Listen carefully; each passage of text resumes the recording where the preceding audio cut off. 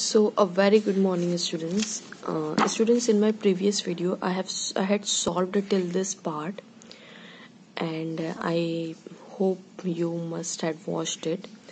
But I forgot one last part of this question, and that is find the current that flows through the resistance when the potential difference across it is 2.5 volt. अब आप देखिए इस graph में 2.5 volt लगभग यहाँ पे आ रहा है, तो उन्होंने पूछा है कि when voltage is 2.5 volt what would be the current की वैल्यू उन्होंने पूछी हुई है. ओके, अब कैसे निकालेंगे? तो हम लोगों ने रेजिस्टेंस निकाला हुआ है. In my previous video I had uploaded this कि रेजिस्टेंस कैसे निकाला था मैंने. तो रेजिस्टेंस निकाला हुआ है. अब रेजिस्टेंस की वैल्यू आई थी हमारी 10 ओम. तो we know that V upon V equals to IR होता है and V upon R is equals to I होता है. So 2.5 divided by 10 is equals to I. So we must have 5 5s are 25, 5 2s are 10 and 0.25. That is we got the value equals to 0.25 amperes. Okay. अब आइए दूसरे question की तरफ चलते हैं. That is question number 2 of this OSWAL paper. And it was asked in CBSE Delhi also. While studying the dependence of potential difference across a resistor on the current passing through it in order to determine the resistance of a resistor, a student took 5 readings. बहुत ही simple सी बात है. अभी हमने previous question भी कुछ ऐसा ही किया था जिसमें एक स्टूडेंट ने कुछ 5 रीडिंग्स ली थी जिसमें उन्होंने पोटेंशियल डिफरेंस का डिपेंडेंस करंट पे बताया था, और हमने देखा था कि उससे हम V और I से क्या निकाल सकते हैं, रेजिस्टेंस निकाल सकते हैं. हम लोगों ने ये देखा था. Okay, so resistance took 5 readings for different values of current and plotted a graph between V and I. He got a straight line graph passing through the origin, जो कि origin से पास हो रहा है, और V और I कैसा मिला उन्हें? straight graph मिला. What does the straight line signify? तो ये straight line क्या बताती है? ये straight line ये बताएगी कि potential is directly proportional to current. इसका मतलब ये Ohm's law को follow करता है. Write the method of determining this graph.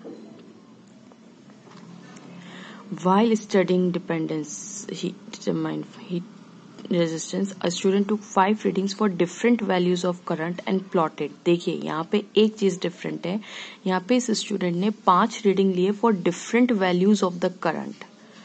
उसने करंट को चेंज किया है और वोल्टेज मेजर किया है. आप इस वाले ग्राफ में देखेंगे तो वोल्टेज को चेंज किया गया है और करंट लिया गया है. उसकी वोल्टेज चेंज करने पर करंट की वैल्यू कितनी आती है वो मेजर की हुई है.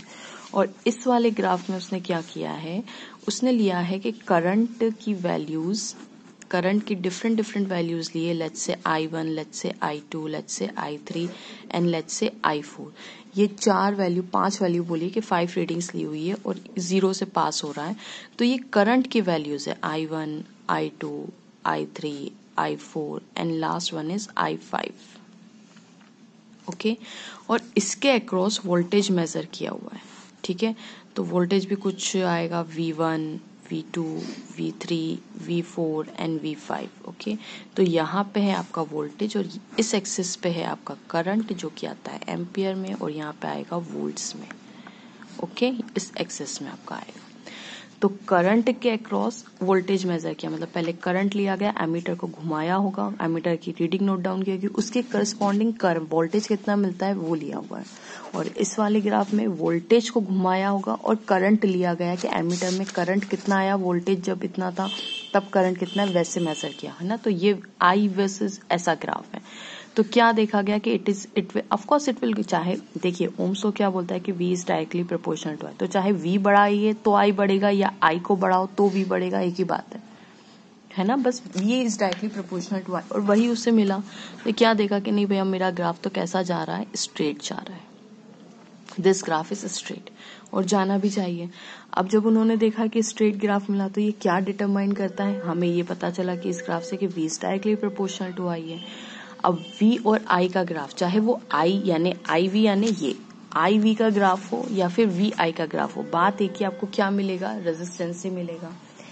आपने पिछले मेरे वीडियो में देखा कि V और I हमें क्या देके जाता है, हमें देके जाता है वो रेजिस्टेंस है ना. V और I का ग्राफ, इसका स्लोप, हम अगर V देखिए क्या होता है, V इज इक्वल टू इस प्रोपोर्शनलिटी का साइन हटाए तो हमें क्या मिलेगा, क्या मिलेगा हमें, I मिलेगा, ठीक है। अब अगर आप V को I से डिवाइड कर देंगे तो आपको क्या मिलना चाहिए, रेजिस्टेंस मिलना चाहिए, ठीक है। तो ऐसा ही इसका मतलब स्लोप यही होता है, स्लोप। इसका मतलब slope of V I graph आपको क्या देके जाएगा, आपको देके जाएगा वो रेजिस्टेंस। यकीन नहीं आता तो चलिए देख लेते हैं। कोई भी दो वैल्यूज आपको अच्छी लगे वो दो वैल्यूज ले लीजिए। मैं एक काम करती हूँ, मेरी ये वैल्यू बहुत ही अच्छी आ रही है, मैं ये दोनों ले लेती हूँ, ठीक है। कोई भी दो वैल्यू आपकी जो मर्जी हो वो ले सकते हैं, कोई दिक्कत वाली बात नहीं। मेरा I2 थोड़ा सा यहाँ शिफ्ट हो गया, मैं इसको यहाँ कर देती हूँ। ओके, ये मेरा I2 है। वैसे ही सब इक्वल डिस्टेंसेस पे, ओके। सो जस्ट थोड़ा ड्राइंग में गड़बड़ है, इसीलिए वो यहाँ पे थोड़ा हो गया है। और ये करस्पॉन्डिंग V1 और ये करस्पॉन्डिंग V2। तो आपने देखा था स्लोप का फॉर्मूला क्या होता है, स्लोप का फॉर्मूला होता है y2 minus y1 upon x2 minus x1, ये मैंने बताया था आपको। अब आप देखिए इसमें y2 क्या है, V2 है, और y1 क्या है, V1 है, और x2 क्या है इसमें, ये मेरा x2 है, और ये मेरा क्या है, x1 है। ये मेरा क्या है, y2 है, और ये मेरा क्या है, y1 है। तो इसका मतलब y2 माइनस y1 क्या मैं ऐसा लिख सकती हूँ कि स्लोप, और मैंने आपको tan थीटा भी बताया था पिछले वीडियो में, याद है? ओके, अभी फिलहाल हमें जरूरत नहीं है तो विल नॉट यूज इट। तो y2 minus y1 upon x2 minus x1। Okay, अब ये देखिए ओवरऑल क्या है, v2 माइनस v1, यानी वोल्टेज में से वोल्टेज माइनस करेंगे तो वोल्टेज ही मिलेगा, करंट में से करंट को माइनस करेंगे तो करंट ही मिलेगा। तो this will directly give you R। Okay, so यही हमने बात की थी कि slope of V I graph क्या देगा, R, जबकि स्लोप हमारा IV ग्राफ, यानी IV ग्राफ का जब निकाला था तो 1/R आया था। स्टूडेंट्स मैं आपको एक और चीज बताती हूँ, ये 1/R कुछ नहीं होता, ये कंडक्टेंस भी बोला जाता है, इसी को आप कंडक्टेंस भी बोलते हैं, ठीक है। तो बहुत ही अच्छा कंसेप्ट है ये। तो याद रखिएगा कि किसके करस्पॉन्डिंग अगर उन्होंने वोल्टेज चेंज करके करंट मेजर किया है तो आपका I अपॉन V आएगा, जो कि आपको 1/R देगा, और 1/R को ही कंडक्टेंस भी बोला जाता है। कंडक्टेंस मतलब रेजिस्टेंस का उल्टा। रेजिस्टेंस प्रोवाइड करता है, यानी बहुत ज्यादा रेजिस्टेंस मतलब रुकाव, ठहराव पैदा करता है कि नहीं, करंट को जाने नहीं देता। और रेजिस्टेंस का उल्टा तो इसका मतलब कंडक्टिविटी, वो कंडक्टिविटी प्रोवाइड करेगा। वो रेजिस्टेंस, आप देखिए ना, रेजिस्टेंस डिनोमिनेटर में चला गया तो पूरी की पूरी वैल्यू कम हो जाएगी। कम हो गई मतलब क्या, रेजिस्टेंस की वैल्यू कम होगी मतलब कंडक्टिविटी की वैल्यू बढ़ गई, ठीक है। तो याद रखिएगा I अपॉन V आपको कंडक्टेंस देके जाएगा, या फिर 1/R निकालिए, फिर हमने देखा था उसका रिवर्स कीजिए तो आपको ऐसे 10 ओम मिलेगा, ओके। और VI डायरेक्टली आपको रेजिस्टेंस देके जाएगा। तो ये इन दोनों ग्राफ में फर्क है। Let's move on towards our next question. Question number 3. The current flowing through a resistor connected in a circuit and the potential difference developed across its N is shown in the diagram by milliammeter and voltmeter readings. What are the least count of these meters and what is the resistance of the resistor? Okay. पहले तो least count वाला part solve करते हैं। ये क्या दिया हुआ है, मिलीएमीटर दिया हुआ, और ये क्या दिया हुआ है, वोल्टेज दिया हुआ है। ओके फाइन, मैं थोड़ा सा अपनी कॉपी में बना लूं। क्वेश्चन नंबर है ये 3, और अब आप देखिए कि यहाँ पे है ये मार्किंग छोटी हुई है, और यहाँ पे है आपको दिया हुआ है 100, ओके। और इसके बीच में स्टूडेंट्स 10 है, 1 2 3 4 5 6 7 8 9 एंड 10 पे है आपका 200, ओके। और यहाँ पे कितना है, 100, और ये है आपका मिलीएमीटर रीडिंग, और ये कहाँ से कहाँ तक गया हुआ है, टिल गया हुआ है ये 300 तक। उसी तरीके से आपकी वोल्टमीटर की भी, पहले मिलीएमीटर सॉल्व कर लेते हैं, ओके, फिर वोल्टमीटर सॉल्व करेंगे। तो आप यहाँ पे देखिए, ये देखिए 0 से 100, 100 से 200, 200 से 300, ओके। कहाँ तक रेंज है इसकी, 0 से, अगर कोई आपसे पूछे कि बताइए इसकी, इस मिलीएमीटर की रेंज कितनी है, रेंज मतलब कहाँ से कहाँ जाएगा, तो ये 0 से लेके 300 तक इसकी रेंज है, और वो क्या है, मिली एमीटर। अब इसका लीस्ट काउंट कैसे निकालेंगे, आप लोगों ने आपकी ग्राफ कॉपी में भी किया होगा, छोटे छोटे मार्किंग्स होते हैं ग्राफ पेपर में, 1 2 3, और यहाँ पे आप 1 लिखते हैं। तो लीस्ट काउंट कैसे निकालते हैं, जो भी यहाँ पे वैल्यू दी हुई है वो, और जाहिर सी बात है हर किसी के बीच में 10 डिवीजन है, तो इन दोनों के बीच में भी 10 डिवीजन ही होंगे, करेक्ट। ये 0 तो होता ही है, हर कोई मिलीएमीटर कोई 100 से थोड़ी ना 0 से स्टार्ट होता है वो। तो इसके बीच में मार्किंग कितनी है, 10।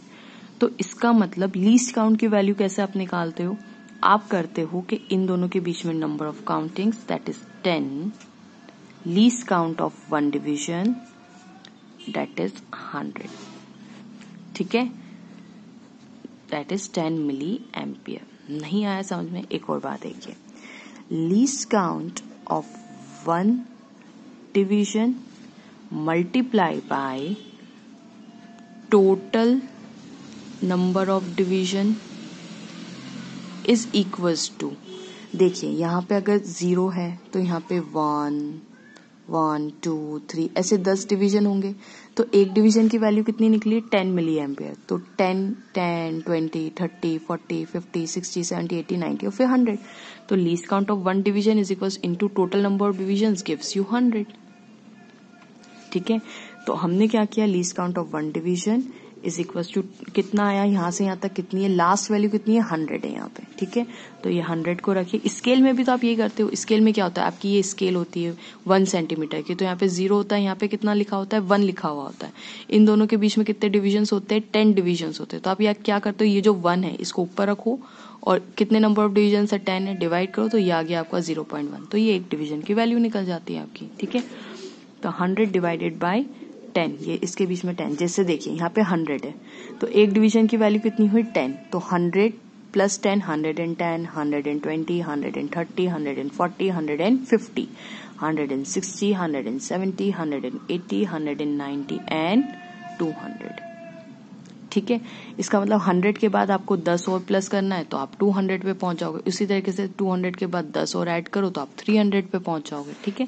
तो एक डिवीजन की वैल्यू कितनी आई, 10 मिली एम्पियर। उसी तरीके से स्टूडेंट्स इन्होंने वोल्टमीटर का भी ग्राफ दिया हुआ है और वो है यहाँ पे 0 है, यहाँ पे 1 है, यहाँ पे 10 डिवीजन है, 1, 2, 3, 4, 5, 6, 7, 8, 9 एंड 10। 10 पे कितना है, 10 पे कितना है हमारे पास 2 है और उसी तरीके से हमें यहाँ पे दिया हुआ है 3, ओके। अब यहाँ पे आप देखिए कि वोल्ट मीटर पे V लिखा हुआ है, ये देखिए V लिखा हुआ है, ये देखिए V, इसका मतलब ये वोल्टेज वोल्ट के टर्म्स में, ओके। मिली वोल्ट ये सब नहीं है ना, V है, only V is the unit. और 10 डिवीजन है, 1, 2, 3, 4, 5, 6, 7, 8, 9, 10, ओके। तो इसका मतलब 0 से 1 के बीच में भी कितने होंगे, 10 डिवीजन होंगे। क्या सिखाया मैंने कि ये 1 है, सबसे छोटी वैल्यू 1 है इसकी, पहले 1 लिखिए और कितने डिवीजन है, 10 है, तो 10 से डिवाइड कर दीजिए, ठीक है।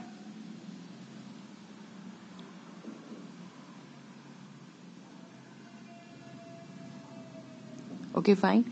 तो अब इसका ये लीस्ट काउंट निकल आएगा, तो लीस्ट काउंट कितना हो जाएगा, 0.1, ये 1 वोल्ट। इसका मतलब ये देखिए फॉर एग्जांपल ये 1 है तो एक डिवीजन की वैल्यू कितनी आई, 0.1। तो 1, 1.1, 1.2, 1.3, 1.4, 1.5, 1.6, 1.7, 1.8, 1.9 एंड 2, ठीक है। इसका मतलब 1 के बाद आपको 0.1 ऐड करते जाए यहाँ पे, जैसे यहाँ पे तो 0.1, 0.2, 0.3, 0.4, 0.5, 0.6, 0.7, 0.8, 0.9 और ये 1, ठीक है। तो ये एक डिवीजन की आपकी वैल्यू आ गई। होपफुली यहाँ तक आपको समझ में आया होगा। The resistance of the resistor, अब आपको निकालना है रेजिस्टेंस कितना होगा। बहुत ही सिंपल है रेजिस्टेंस निकालना। इसमें देखिए आप कैसे निकालेंगे रेजिस्टेंस, यहाँ पे देखिए इस एरो, ये एरो यहाँ मार्क कर रहा है, यहाँ पे है ना। तो 200 के बाद 5th डिवीजन है, 200 के बाद 5th डिवीजन है जिसपे ये मार्क कर रहा है। हम पार्ट कर रहे हैं बी सॉल्व, हम बी पार्ट सॉल्व कर रहे हैं। 200 तो है प्लस 5th डिवीजन और है, किस में, ये एमीटर में। तो पहले इसको सॉल्व कर लेते हैं, एमीटर को, एरो वहां पे मार्क कर रहा था हमारा। तो एक डिवीजन की वैल्यू कितनी है हमारी, एक डिवीजन की वैल्यू कितनी है, 10 मिली एम्पियर है ना। एक डिवीजन सॉरी हाँ, एक डिवीजन की वैल्यू एमीटर में कितनी है हमारी, 10 मिली एम्पियर। तो एक डिवीजन की वैल्यू अगर 10 मिली एम्पियर है तो 5 डिवीजन की कितनी होगी, 5 × 10। इसका मतलब कितनी हो गई हमारे पास, 200 प्लस 50, इसका मतलब कितनी होगी, 250 मिली एम्पियर। अब आप जानते हैं हमारी स्टैंडर्ड यूनिट होती है एम्पियर, तो 250 मिली, मिली का मतलब क्या होता है, 10⁻³ एम्पियर्स। और अगर ये 0 यहाँ पे आप ऐड कर दे तो +1, तो 25 × 10⁻² हो जाएगा। ये +1 होगा ना 10 और ओके, ये इतना एम्पियर हो जाएगा। और अगर आप इसको और डेसिमल में कन्वर्ट कर दे तो 0.25 एम्पियर हो जाएगा आपके पास। ठीक है, नहीं आया समझ में? देखिए 25 डिवाइडेड बाय 100, इसको नीचे लेके जाएंगे तो ये 100 हो जाएगा, 2 पॉइंट के बाद 0 एम्पियर। ठीक है, ये ऐसा आया। Okay fine. अब वोल्ट मीटर की रीडिंग देखिए कितनी है। तो वोल्ट मीटर में देखिए 2 के बाद अगेन ये है, ये देखिए केयरफुली 1 2 3 4th डिवीजन पे। 2 के बाद कितने डिवीजन पे है? 4th डिवीजन पे। तो इसका मतलब वोल्ट मीटर का कैलकुलेट कर लेते हैं, जो पॉइंटर हमारा 2 के बाद 2 प्लस 4th डिवीजन। तो स्टूडेंट्स एक डिवीजन की वैल्यू कितनी है वोल्ट मीटर में? एक डिवीजन की वैल्यू है 0.1, तो 4 डिवीजन की वैल्यू कितनी आ जाएगी? 2 plus 4 into 0.1 which is equals to 2 plus 0.4, है ना? ये मल्टीप्लाई करेंगे तो it is equals to 2.4 volt आ गया। अब आपको क्या कैलकुलेट करना है? अब आपको रेजिस्टेंस कैलकुलेट करना है। बहुत ही सिंपल हो गया, that is V upon I is equals to R। V कितना है हमारे पास? V हमारे पास है 2.4। क्यों? क्योंकि पॉइंटर हमारा कहाँ मार्क कर रहा था, उसके अकॉर्डिंग हमने रेजिस्टेंस निकाल लिया कि 2.4 इस सर्किट का मतलब जो इन्होंने मिली एमीटर और ये लगाया तो इसका रेजिस्टेंस कितना होगा। ठीक है, तो रेजिस्टेंस कितना होगा? तो 2.4 डिवाइडेड बाय 0.25। ओके, यहाँ से 2 गए तो ऊपर लगेंगे 100, यहाँ से एक डेसिमल हटाओ तो नीचे लगेगा 10, ये गया equals to 240 divided by 25। So 5 4s are 20, 5 8s are 40, and 5 5s are 25. And then it is equals to 5 9s are 45, or 5 2s are 5 9s are 1 2 3 5 6 are 30. Okay, तो 9.6 क्या आ गया? ओम। तो this is my resistance. So hope this question clears to you. And in this way we can find our resistance of whatever value they have given. इन्होंने ये value हमें दी थी तो हमने रेजिस्टेंस की, देखिए यही पूछा था ना, the current flowing through a resistor connected in a circuit, potential across its end are shown in the diagram. Potential और एमीटर शो किए गए, तो बताइए इसका रेजिस्टेंस कितना होगा। तो ये हमने निकाल लिया। नेक्स्ट क्वेश्चन नंबर 4 है, तो थोड़ा सा क्वाइट लॉन्ग है। And wait for my next video, I am going to upload it soon. So thanks for watching. Hope you will share my video to your friends, like, share and subscribe. Thank you so much for watching.